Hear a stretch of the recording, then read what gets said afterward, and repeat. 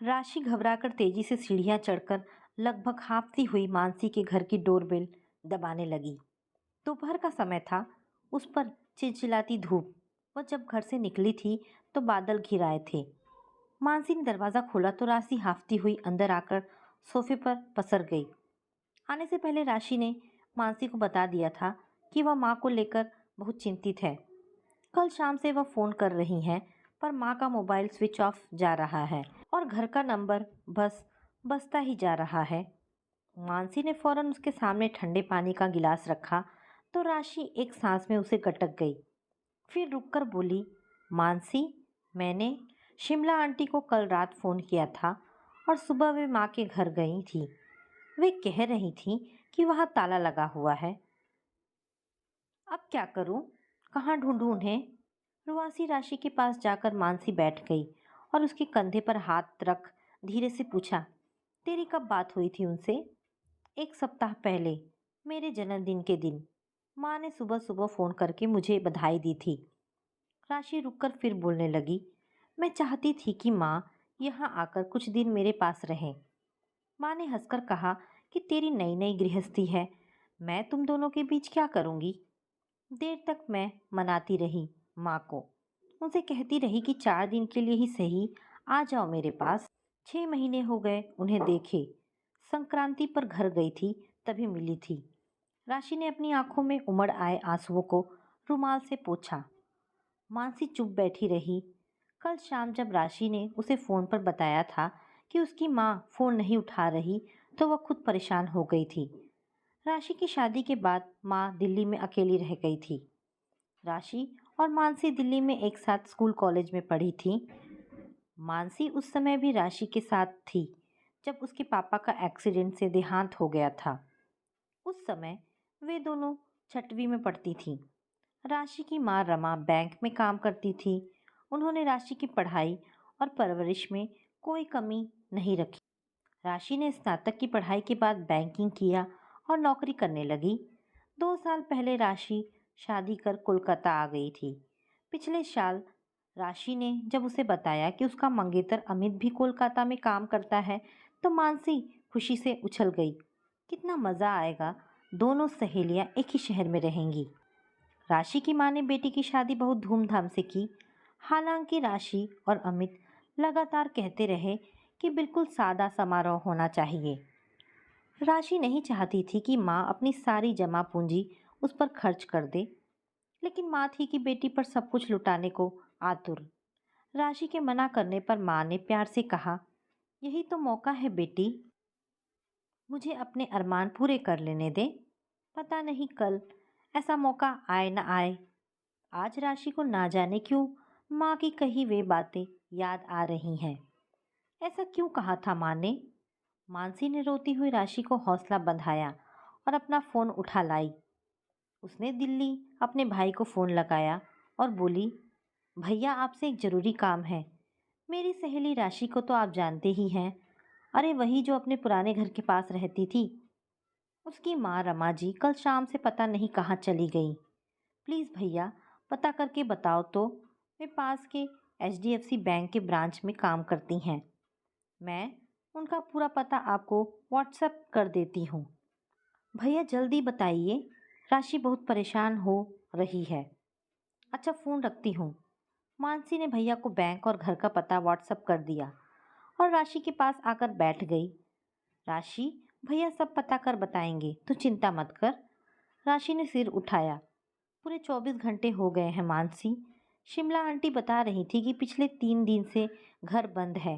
पड़ोस के फ्लैट में रहने वाली आंटी ने 4 दिन पहले माँ को बाजार में देखा था। इसके बाद से माँ की कोई खबर नहीं है। घर के बाहर ना अखबार पड़े हैं ना दूध की थैली। इसका मतलब है माँ बताकर गई हैं अखबार और दूध वाले को। मानसी ने सिर हिलाया और बोली, राशि हो सकता है माँ कहीं जल्दी में निकल गई हो। पिछले दिनों उन्होंने तुमसे कुछ कहा क्या, या कोई बात हुई हो? राशि कुछ सोचती हुई बोली, मानसी, मैंने अपने जन्मदिन के बारे में तुमको बताया था ना कि उस दिन माँ ने मुझसे कहा कि वे मुझे जन्मदिन पर कुछ देना चाहती हैं। इसके लिए उन्होंने मेरा बैंक अकाउंट नंबर मांगा था। कल मैं बैंक गई थी माँ ने मेरे नाम पर 6 लाख रुपए भेजे हैं। यह बात थोड़ी अजीब लगी मुझे। अभी अभी तो मेरी शादी पर इतना खर्च किया था माँ ने, और मैं इसी सिलसिले में माँ से बात करना चाहती थी। तभी तो लगातार फोन पर फोन मिलाती रही। पर मानसी के चेहरे का भाव बदलने लगा। 6 लाख रुपए, यह तो बहुत ज्यादा है। कहाँ से आए उनके पास इतने पैसे? अभी तुम्हें देने का क्या मतलब है? राशि चुप रही। उसे भी अजीब लगा था। माँ को इस समय उसे पैसे देने की क्या जरूरत? मानसी दोनों के लिए चाय बना लाई। चाय की चुस्कियों के बीच छुप्पी छाई रही। राशि पता नहीं क्या सोचने लगी। मानसी को पता था कि राशि अपनी माँ से बेहद जुड़ी हुई है। वह तो चाहती थी कि शादी के बाद माँ उसके साथ रहे, लेकिन रमा जी इसके खिलाफ थी। राशि बड़ी मुश्किल से शादी के लिए राजी हुई थी। उसे हमेशा लगता था कि उसके जाने के बाद माँ कैसे जी पाएंगी। मानसी ने उसे बहुत कहा कि 12वीं के बाद वह पढ़ाई करने बाहर जाए, किसी अच्छे कॉलेज से इंजीनियरिंग या एमबीए करे। लेकिन राशि दिल्ली छोड़ने को तैयार ही नहीं थी। उसने एक ही रट लगा रखी थी, मैं आपको अकेला नहीं छोड़ सकती, यही रहूंगी आपके साथ। रमा जी जब कभी बैंक के काम से या अपने किसी रिश्तेदार से मिलने 2 दिन भी शहर से बाहर जाती, राशि बेचैन हो जाती। साल में 2 बार रमा जी अपने किसी गुरु से मिलने जाती थी। राशि ने कई बार कहा था कि मैं भी तुम्हारे साथ चलूंगी उनके पास, लेकिन माँ यह कहकर मना कर देती, राशि, जब मुझे लगेगा कि तुम इस लायक हो गई हो तो मैं खुद तुम्हें ले जाऊंगी। लगभग 2 घंटे बाद मानसी ने भैया का फोन आया। फोन पर भैया ने जो कहा सुनकर मानसी के चेहरे का रंग बदलने लगा। राशि उसके और पास चली आई। मानसी ने पूरी बात सुनकर जैसे ही फोन रखा, राशि ने उसे झकझोरा, बताना भैया ने क्या कहा? मानसी सोफे पर ढह गई। उसने आंखें बंद कर ली। राशि ने चीखते हुए पूछा, माँ को कुछ हुआ तो नहीं? मानसी ने किसी तरह अपने को संभालते हुए कहना शुरू किया, राशि, तुम्हें यह खबर सुनने के लिए अपने को कंट्रोल करना होगा। भैया बैंक गए थे। वहां पता चला कि आंटी ने पिछले महीने नौकरी से त्यागपत्र दे दिया। तुम्हारी शादी और पढ़ाई के लिए उन्होंने बैंक से लोन लिया था। अपना फ्लैट बेचकर उन्होंने कर्ज चुका दिया, और शायद उन्हीं बचे पैसों से तुम्हें 6 लाख रुपए भेजे। राशि की आंखें बरसने लगी। माँ ने ऐसा क्यों किया? वे कहाँ हैं, मानसी? मानसी ने धीरे से कहा, वे अपनी मर्जी से कहीं चली गई हैं राशि। कहाँ? दोनों सहेलियों के पास इस सवाल का जवाब नहीं था कि माँ कहाँ गई। मानसी ने राशि के बालों में हाथ फेरते हुए कहा, मैं जहाँ तक आंटी को जानती हूँ, वे संतुलित और आत्मविश्वासी महिला हैं। अंकल की मृत्यु के बाद जिस तरह से उन्होंने खुद को और तुम्हें संभाला वह तारीफ के काबिल है। तुम्ही ने बताया था कि तुम्हारे ताऊजी और दादी माँ ने कहा था कि वे तुम्हारे चाचा से शादी कर ले, पर माँ ने यह कहकर मना कर दिया था कि वे अपनी बेटी को खुद पाल सकती हैं। उन्होंने किसी से 1 रुपए की मदद नहीं ली। राशि ने हाँ में सिर हिलाया और बोली, इसके बाद दादी और ताऊजी हमसे मिलने कभी नहीं आए, मेरी शादी में भी नहीं। मानसी ने अचानक पूछा, राशि तुम्हें याद है जब हम 7वीं में थे तो एक दिन तुम मेरे घर रोती हुई आई थी, मुझे यह बताने कि तुम्हारी माँ कहीं और शादी कर रही हैं और तुम ऐसा नहीं चाहती। राशि का चेहरा पीला पड़ गया। उस घटना ने तो राशि को तोड़ ही दिया था। राशि को हल्की सी याद है सुधीर अंकल की। माँ के साथ बैंक में काम करते थे, हंसमुख और मिलनसार। जिस समय पापा गुजरे, माँ की उम्र 36 साल से ज्यादा नहीं थी। माँ बिल्कुल अकेली थी। ना ससुराल से कोई उनसे मिलने आता, ना मायके से। मायके में एक बड़ी और बीमार दीदी के अलावा दूसरा कोई था भी नहीं। सुधीर अंकल कभी कभी घर आते, माँ और उसे पिक्चर दिखाने या रेस्टोरेंट में ले जाते। वे दिल्ली में अकेले रहते थे। माँ ने ही कभी बताया था राशि को कि बचपन में वे पोलियो का शिकार हो गए थे। एक पाँव से लंगड़ाकर चलते थे। कभी शादी नहीं की, यह सोचकर कि एक अपंग के साथ कोई कैसे निर्वाह करेगा। माँ की तरह उन्हें भी शास्त्रीय गायन का बहुत शौक था। जब भी वे घर आते, माँ के साथ मिलकर खूब गाते। तो कभी कोई गजल। उसी दौरान एक दिन जब माँ ने एक रात 12 साल 12 साल की राशि के सिर पर हाथ फेरते हुए प्यार से कहा था, राशि मेरी गुड़िया, हर बच्चे को जिंदगी से माँ, पिताजी दोनों की जरूरत होती है। मैं भी तेरी उम्र की थी जब मेरे पापा गुजर गए थे। मैं चाहती हूँ कि तुझे कम से कम इस बात की कमी न खटके। राशि मेरी बच्ची, सुधीर तेरे पापा बनने को तैयार है, अगर तू चाहे।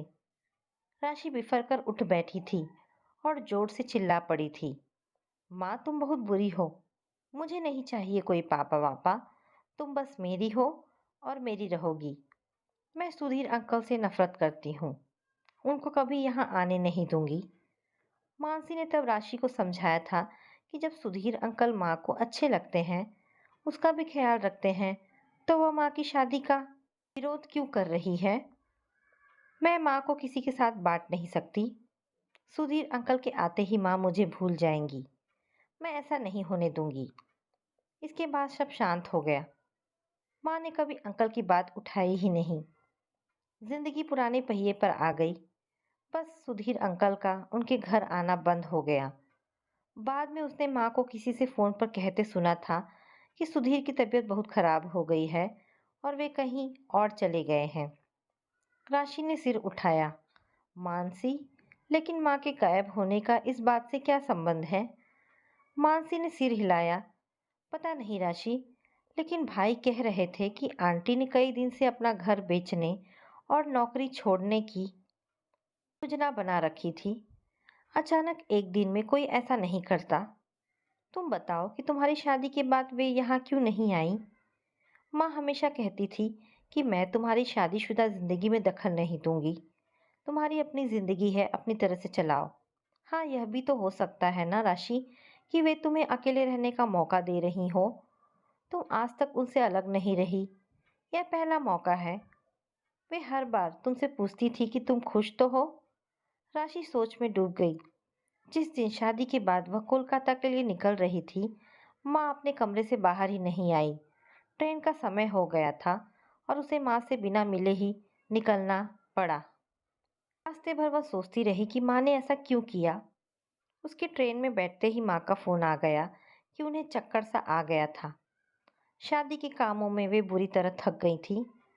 राशि का मन हुआ कि माँ के पास वापस लौट जाए, लेकिन जब बगल में बैठे पति अमित ने प्यार से उसका हाथ दबाया, तो सब कुछ भूलकर वह नई जिंदगी के सपनों की झंकार से ही रोमांचित हो गई।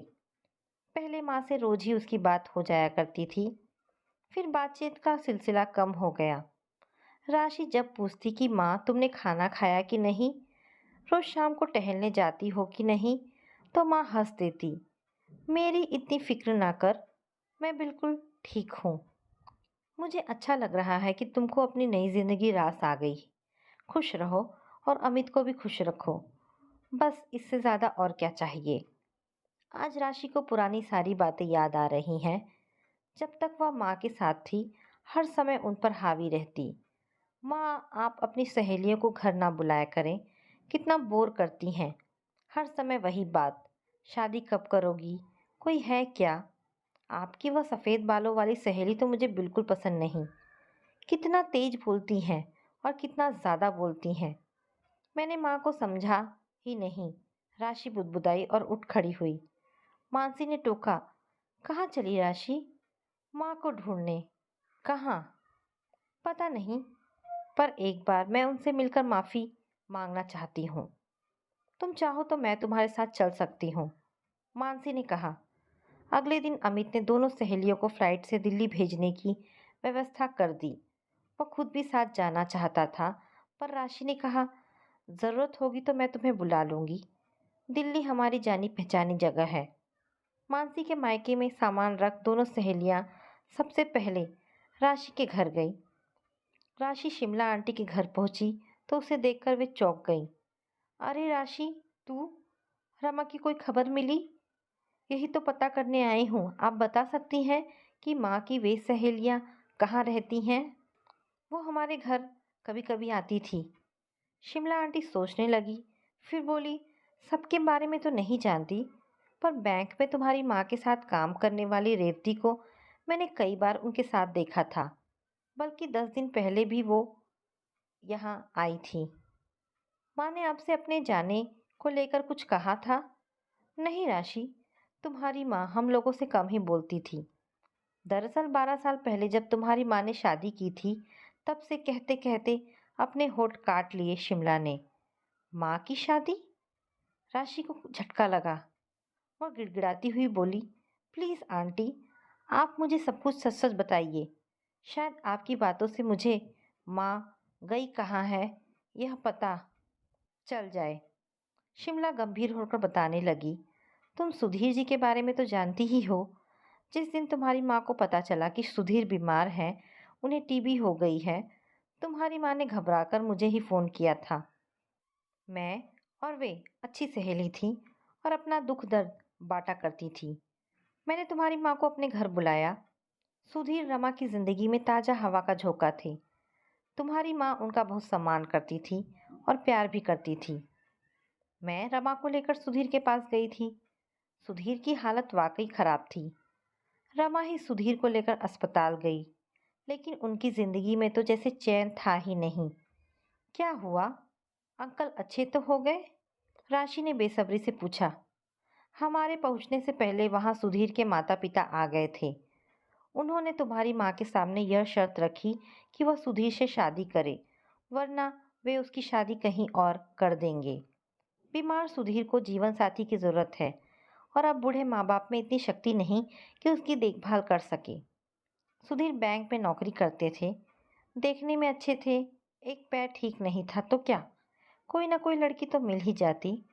सुधीर के माता पिता का दिल रखने के लिए रमा और सुधीर ने कोर्ट में जाकर शादी कर ली। मुझे रमा का यूँ शादी करना अच्छा नहीं लगा। शायद इसकी वजह यह थी कि तुम माँ की शादी का विरोध कर चुकी थी। उस समय मैं भी रमा से नाराज हो गई। इसके बाद हमारे संबंध पहले जैसे ना रहे। इतना कहते कहते शिमला की आवाज़ भर्रा गई। राशि की आंखों में आंसू आ गए। वह बोली, आंटी, हम औरतें ही दूसरी औरतों को जीने नहीं देती। माँ की खुशी हमें बर्दाश्त नहीं हुई। शिमला ने सिर हिलाया। आज पलटकर सोचती हूँ तो अपने ऊपर ग्लानि हो जाती है। काश मैंने उस समय रमा को समझा होता। राशि भी मन ही मन यह सोच रही थी कि काश उसने माँ को समझा होता। शिमला ने अचानक कहा, हो सकता है लता को रमा के बारे में पता हो। वह यहीं पास में रहती है। चलो मैं भी चलती हूँ तुम्हारे साथ। शिमला फौरन साड़ी बदल आई। तीनों एक ऑटो में बैठकर चल पड़ी।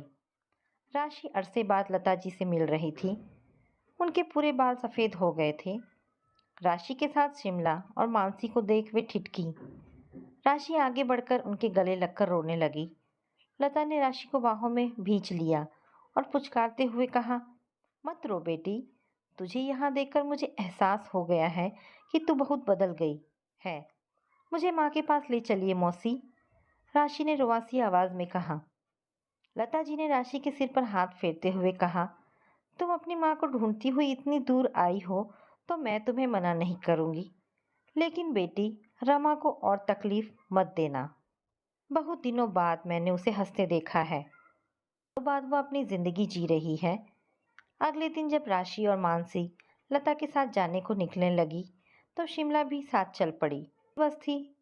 दोपहर से पहले वे पहुंच गई, जहां से एक जीप में बैठकर वे आगे के सफ़र पर चल पड़ी। जीप पेड़ पौधों से ढके एक घर के सामने रुकी। घर के अंदर से वीणा वादन की आवाज़ आ रही थी। लता ने दरवाज़ा खटखटाया तो एक कुत्ता बाहर निकल आया और उन्हें देखकर भौंकने लगा। अंदर से आवाज़ आई, डुग्गू, इतना हल्ला क्यों मचा रहे हो? कौन आया है? रमा की आवाज़ थी।